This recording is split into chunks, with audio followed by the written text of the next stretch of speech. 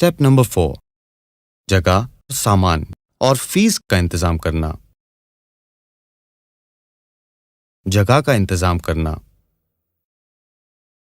कोई भी इदारा या स्कूल चलाने के लिए जगह का इंतजाम करना पड़ता है, लिहाजा मकतब को चलाने के लिए भी जगह का इंतजाम किया जाए और आगे बताई गई जगहों में से किसी जगह मकतब कायम कर सकते हैं। 1. मस्जिद, नाबालिग बच्चे और मर्द के लिए। 2. कमरा, बच्चे, मर्द या औरतों के लिए। 3. मुस्लिम स्कूल। मुनज़्ज़म मकतब के लिए सबसे बेहतर जगह मस्जिद है, ताकि नमाज पढ़ने के साथ इल्म दीन हासिल करने के लिए मस्जिद की कीमती जगह इस्तेमाल हो जाए और हर मस्जिद मस्जिद नबवी का नमूना बन जाए। एक हदीस में आप सल्लल्लाहु अलैहि वसल्लम ने इरशाद फरमाया, जो आदमी मस्जिद आए और उसका इरादा सिर्फ किसी भली बात को सीखना या सिखाना हो, तो उसको ऐसे हाजी का सवाब मिलेगा जिसका हज कामिल व मुकम्मल हो। इसी तरह मस्जिद नबवी सिर्फ इबादत की जगह ही नहीं, बल्कि तालीम व ताल्लुम यानी सीखने और सिखाने की एक दरगाह भी थी, जिसमें लोग जमा होते और दीन की बातें एक दूसरे से सीखा करते। हमारी कमजोरी ये है कि आज हम अपनी मस्जिदों में इबादत करते हैं, लेकिन खिदमत और सीखना सिखाना इन दो कामों को नहीं करते। लिहाजा हमें अपनी मस्जिदों में मुनज़्ज़म मकतब शुरू करके मस्जिद नबवी का नमूना बनाना चाहिए। मस्जिद में मकतब शुरू करने का फ़ायदा ये है कि मस्जिद में कमेटी और इमाम पहले से मौजूद है। नंबर 1, सबसे पहले मस्जिद के ट्रस्टी या इमाम से मिले। नंबर 2, वहाँ मकतब कायम है या नहीं उसकी इंक्वायरी करें। नंबर 3, मकतब नहीं है तो ट्रस्टी या इमाम से शुरू करने की इजाज़त मांगे और अगर है तो उनसे उसके मुनज़्ज़म करने की गुजारिश करें। नंबर 4, इसके लिए मुनज़्ज़म मकातिब फ़वाइद की तरगीब और तरतीब उनके सामने 10 मिनट में मुख्तसर अंदाज में पेश करें। नंबर 5, किताब या ऐप डाउनलोड करवाना और उनको दिखाना यानी प्रेजेंट करना। नंबर 6, ट्रस्टी की इजाज़त यानी परमिशन के बगैर मकतब मस्जिद में शुरू नहीं कर सकते, इसके लिए इस पर खास तवज्जो देना चाहिए। अगर किसी वजह से मकतब में इंतज़ाम ना हो सके तो किसी कमरे का इंतज़ाम करके उसमें मकतब शुरू करने का निज़ाम बनाएं और अलग अलग औकात में तालीम के लिए कमरे का इस्तेमाल करें। उलमाए किराम ने लिखा है कि मदीना मुनव्वरा की 9 मसाजिद के आसपास बच्चों के लिए तालीमी दरगाहें थी, जिसमें कुरान करीम की तालीम के साथ लिखने की मशक भी कराई जाती थी। मदीना मुनव्वरा में हज़रत मूसा बिन उमैर रज़ियल्लाहु ताला अन्हु, हज़रत असद बिन ज़ुरारा रज़ियल्लाहु ताला अन्हु के मकान में तालीम दिया करते थे। खुद हुजूर सल्लल्लाहु अलैहि वसल्लम मक्की ज़िंदगी में दारे अरकम यानी कमरे में तालीम दिया करते थे, लिहाजा मस्जिद के अलावा कमरे में भी मकतब शुरू कर सकते हैं। औरतों के लिए मकातिब। नंबर 1, बच्चों के वो मकातिब जो किसी वक्त बंद रहते हैं। नंबर 2, मकान में जिस वक्त मर्द हजरात ना रहते हों। नंबर 3, मस्जिद की किसी जगह में जो हुदूद मस्जिद में दाखिल ना हो या उससे मिला हुआ कमरा जिसमें आने जाने का अलग रास्ता हो, जहां शराय पर्दे की पूरी रियायत हो। इन जगहों पर औरतों का मकतब शुरू कर सकते हैं। नंबर 4, कोई अलग कमरा किराए पर लेकर मकतब चला सकते हैं। किराया तालिबात की फीस से अदा किया जाएगा। मुस्लिम स्कूल में मकतब शुरू करना। आज उम्मत के 98% तलबा स्कूल में दाखिला लेते हैं। अगर स्कूल में इल्म दीन सिखाया जाए तो अक्सर बच्चे असरी तालीम के साथ दीन सीख लेंगे। स्कूल के ट्रस्टियां, प्रिंसिपल और असातिज़ा को उम्मत के हालात और उनकी जिम्मेदारी का एहसास दिलाकर निसाब के फ़वाइद और तर्जबात उनके सामने रखे जाएं और उनकी जहन साजी करके निसाब शुरू करने की तरगीब दे। 1 घंटा दीनियात निसाब पढ़ाने की तरतीब बनाई जाए تاکہ بچوں کی ایک بڑی تعداد جو مکتب میں نہیں آتی ہے وہ اسکول کی تعلیم کے ساتھ دین بھی سیکھ لیں۔ اسکول کے کسی خالی کمرے میں تعلیمی اوقات سے پہلے یا بعد میں کلاس روم کو مکتب کے لیے استعمال کر سکتے ہیں، تاکہ وہ بچے جو دوسرے اسکول میں پڑھتے ہیں وہاں دینی تعلیم نہیں سیکھ رہے ہیں وہ یہاں آ کر دین سیکھ لیں۔ اسکول میں مکتب شروع کرنے کا طریقہ: نمبر 1، اسکول کے پرنسپل اور ٹرسٹی سے ملنا۔ نمبر 2، ترغیب اور ترتیب دینا۔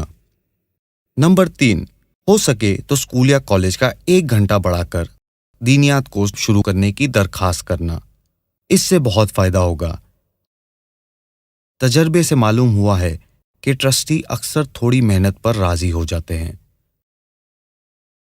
مکتب میں اچھا ماحول بنانا۔ آپ صلی اللہ علیہ وسلم نے ارشاد فرمایا، اللہ تعالیٰ صاف ستھرے ہیں، صفائی کو پسند کرتے ہیں۔ حضور صلی اللہ علیہ وسلم نے فرمایا، صفائی آدھا ایمان ہے۔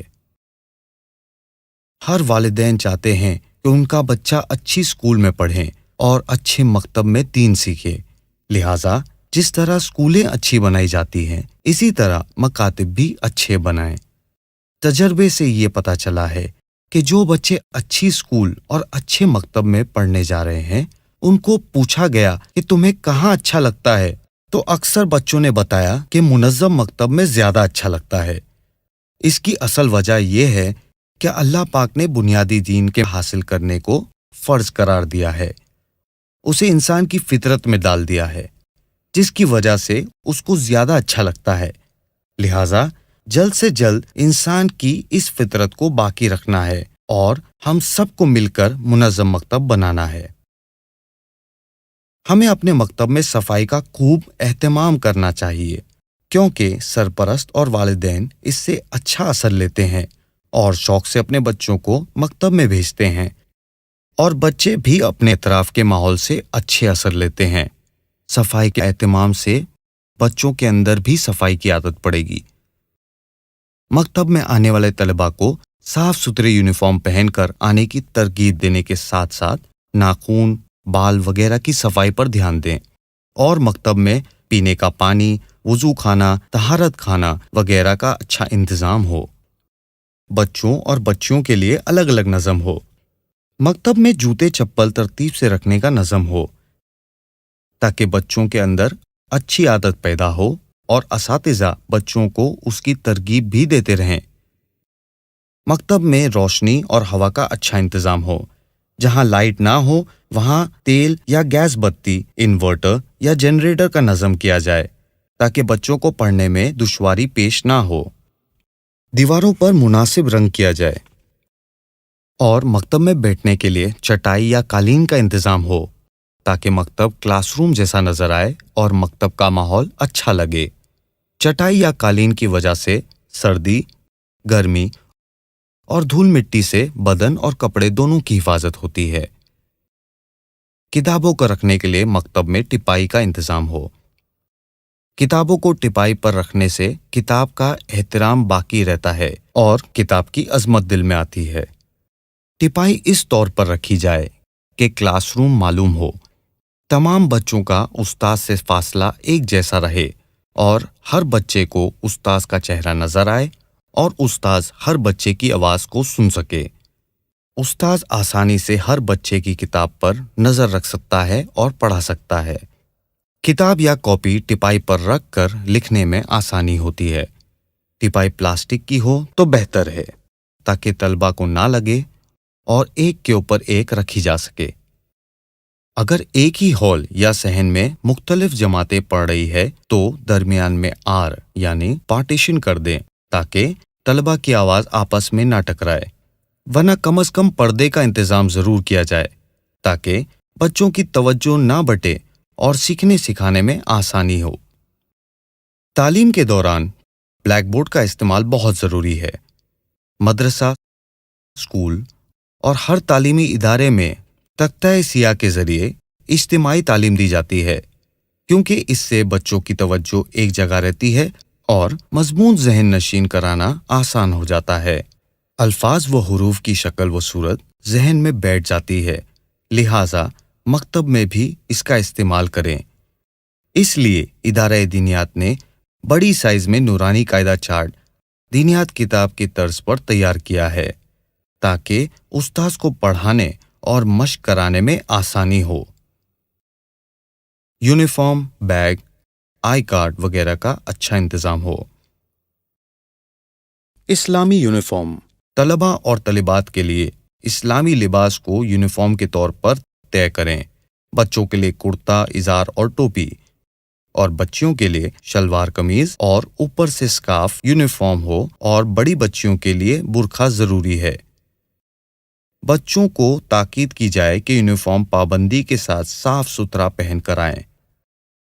والدین کو ترغیب دی جائے کہ اپنے بچوں کے لیے 2 سے 3 یونیفارم رکھیں تاکہ بچے کبھی بھی بغیر یونیفارم کے نہ آئے۔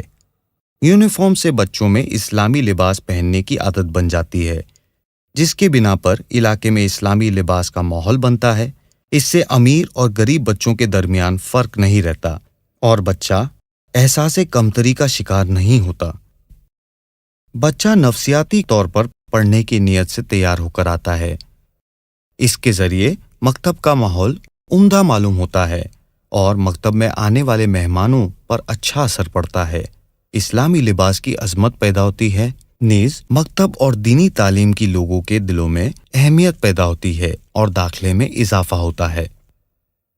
بیگ، کتاب رکھنے کے لیے ہر بچے کے پاس ایک بیگ ہو تاکہ کتاب کی حفاظت ہو اور کتاب لانے لے جانے میں آسانی ہو۔ بیگ کے پیچھے بنے ہوئے خانوں میں شناختی کارڈ لگائیں تاکہ بیگ کو پہچاننے میں آسانی ہو۔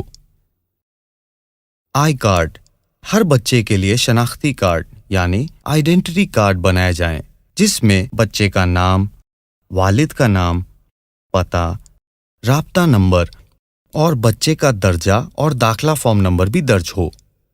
شناختی کارڈ یعنی آئیڈینٹی کارڈ میں درجہ کی وضاحت سے انتظامیہ کو متعلق استاذ کا علم ہوتا ہے اور انتظامیہ کے لیے بچے بچی کو سرپرست کے حوالے کرنا آسان ہوتا ہے۔ اگر بچہ راستہ بھول جائے تو شناختی کارڈ کے پتے کی مدد سے بچے کو اس کے سرپرست تک پہنچایا جا سکتا ہے۔ دینیات کتابیں اور پروڈکٹ کا سٹاک رکھنا، مکتب میں کتاب وغیرہ کا سٹاک رکھیں جس میں دینیات نرسری کورس نمبر 1 اور نرسری نمبر 2 اور سال اول کی کم از کم 20 عدد کتابیں موجود ہوں۔ اسی طرح پرائمری، سیکنڈری اور ایڈوانس کورس کا ایک سیٹ موجود ہو، اور ہر سال کے شروع میں جب نئے داخلے ہوتے ہیں اسی وقت قرآن کریم، پارائے وغیرہ کتابوں کو منگوا لیں۔ الگ الگ سائز کے یونیفارم بھی منگوا کر رکھ لیں۔ ٹوپی، سکارف، برقع کا بھی سٹاک رکھیں اور داخلہ فارم، شناختی کارڈ، کیلنڈر، پیمفلٹ وغیرہ زائد منگوا کر رکھ لیں تاکہ وقت پر طلباء کی ضرورت پوری ہو جائے۔ فیس کے ذریعے مکتب کو خود کفیل کرنا، مکتب کو خود کفیل بنانے کے لیے فیس کا نظام بنائیں۔ فیس وصول کرنے کے لیے تاریخ اور وقت مقرر کریں تاکہ فیس لینے اور دینے میں آسانی ہو۔ جب ہم اچھی تعلیم دیں گے اور بچوں کو مکتب سے فائدہ ہوگا تو وہ ضرور فیس ادا کریں گے۔ فیس ہر مہینے وصول کی جائے، فیس وصولی کی رسید بھی دی جائے اور ساتھ ساتھ رجسٹر میں بھی لکھ دیا کرے تاکہ معاملات صاف رہیں۔ بہتر یہ ہے کہ مکتب کا ایک آفیشیل اکاؤنٹ کھول دیا جائے اور فیس اسی میں جمع کی جائے۔ اس کے لیے ٹرسٹ بنایا جائے اور ہر سال وقت پر اس کی ریٹرن فائل بنائی جائے۔ فیس مکتب کے ذمہ دار یا محتمم وصول کریں یا پھر کسی ایک شخص کو فیس کی وصولی کے لیے متعین کر دیں۔ علاقے کی نوعیت کو سامنے رکھ کر آپسی مشورے سے فیس طے کرے اور فیس بڑھانے میں موقع و محل کا ضرور لحاظ رکھیں۔ جان اور مال لگنے سے علم دین کی اہمیت پیدا ہوتی ہے۔ فیس کی وجہ سے ماں باپ اپنے بچوں کو پابندی سے مکتب بھیجتے ہیں۔ اس طرح بچوں کی غیر حاضری کم ہوتی ہے اگر کسی جگہ والدین غربت کی وجہ سے فیس ادا نہ کر سکے تو فیس ادا کرنے کی ترتیب اس طرح بنائی جائے: مکتب کے دیگر بچوں کے والدین کو متوجہ کریں یا اہل خیر حضرات سے رقم لے کر ان بچوں کی فیس ادا کر دیں۔ اگر یہ انتظام نہ ہو سکے تو غریب بچوں کی فیس زکوٰۃ کی رقم سے ادا کرنے کے لیے ایک فارم وکالت نامہ تیار کیا جائے اور ان کے والدین سے وکالت نامہ پر دستخط کروائی جائے۔ وکالت نامہ آپ کو دینیات کی سائٹ سے مل جائے گا۔ اسٹیپ نمبر 4 میں ہم نے سیکھا: 1. جگہ کا انتظام کرنا۔ 2. کمرہ، بچے، مرد یا عورتوں کے لیے۔ 3. مکتب میں اچھا ماحول بنانا۔ 4. Uniform, bag, I card. 5. مکتب میں کتاب وغیرہ کا اسٹاک رکھیں۔ 6. فیس کے ذریعے خود کفیل مکتب۔